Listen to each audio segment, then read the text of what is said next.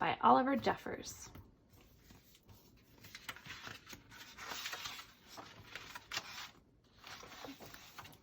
It all began when Floyd's kite became stuck in a tree. He tried pulling and swinging, but it wouldn't come unstuck. The trouble really began when he threw his favorite shoe to knock the kite loose. And that got stuck too.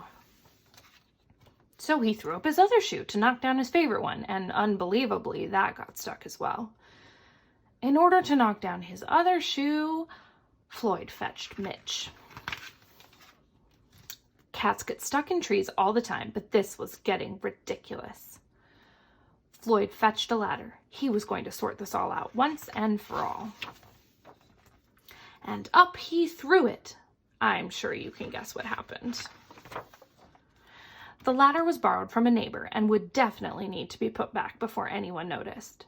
And in order to do so, Floyd flung a bucket of paint at it.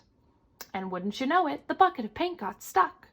Then Floyd tried a duck to knock down the bucket of paint, a chair to knock down the duck, his friend's bicycle to knock down the chair, the kitchen sink to knock down his friend's bicycle, Floyd's front door to knock down the kitchen sink, the family car to knock down their front door, the milkman to knock down the family car, an orangutan to knock down the milkman who surely had somewhere else to be, a small boat to knock down the orangutan, a big boat to knock down the small boat, a rhinoceros to knock down the big boat, a long-distance truck to knock down the rhinoceros, the house across the street to knock down the long-distance truck, a lighthouse to knock down the house no longer across the street, a curious whale in the wrong place at the wrong time to knock down the lighthouse.